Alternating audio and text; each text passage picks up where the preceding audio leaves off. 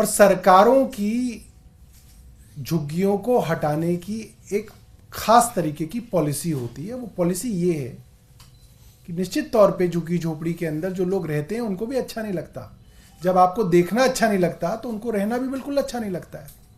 तो पॉलिसी ये है कि जहां पे भी झुग्गी झोपड़ी क्लस्टर है वहां पे जो वहां की लैंड ओनिंग एजेंसी है वो वहीं पे उनके लिए इन सीटू डेवलपमेंट करेगी। उनके लिए वहीं पे छोटे छोटे फ्लैट बना के उनको दिए जाएंगे, जो कि देश के कई इलाकों में हुआ है, दुनिया भर में होता रहा है। पॉलिसी क्या है? अगर सेंट्रल गवर्नमेंट की कोई जमीन है, केंद्र सरकार की कोई जमीन है, मान लीजिए एएसआई की जमीन है, रेलवे की जमीन है, डीडीए की जमीन है, एलएनडीओ की जमीन है, तो उसके अंदर जो झुग्गी झोपड़ी क्लस्टर में लोग रह रहे हैं उनको रिहेबिलिटेट करने की, पुनर्वास करने की जिम्मेदारी डीडीए की है, केंद्र सरकार की है। अगर दिल्ली सरकार की जमीन है तो उसमें पुनर्वास करने की जिम्मेदारी डूसिब की है, दिल्ली सरकार की है। पिछले 1.5-2 साल में अगर आप देखें कि कौन सी झुग्गी झोपड़ियां तोड़ी जा रही हैं, तो ज्यादातर झुग्गी झोपड़ियां केंद्र सरकार की जमीनों पर बसे हुए लोगों को उजाड़ा जा रहा है, भरी सर्दी में उजाड़ा जा रहा है। मैं देख रहा था भारतीय जनता पार्टी वाले कह रहे थे अरे भाई रैन बसेरों के अंदर बेसहारा लोग हैं। ये बेसहारा हैं क्यों? क्योंकि आपने पिछले कुछ सालों में लाखों लोगों को बेघर कर दिया।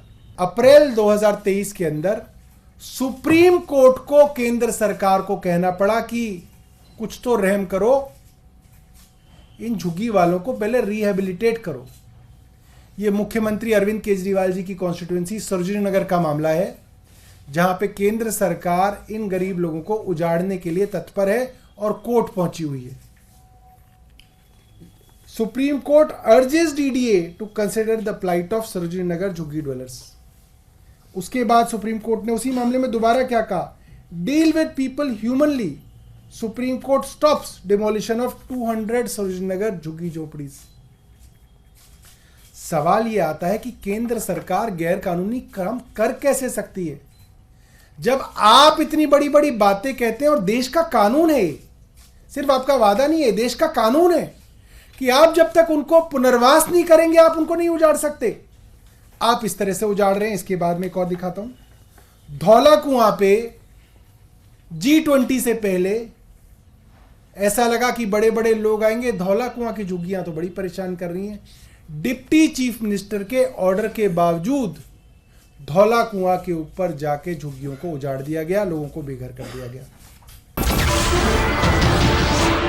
नमस्कार, मैं हूं मानक गुप्ता। अगर आपको हमारा ये वीडियो पसंद आया हो तो इसे लाइक और शेयर जरूर करें, और हां, हमें सब्सक्राइब और फॉलो करना ना भूलें ताकि आप देश और दुनिया की कोई खबर मिस ना करें। तो जुड़े रहिए हमारे साथ और देखते रहिए न्यूज़ 24।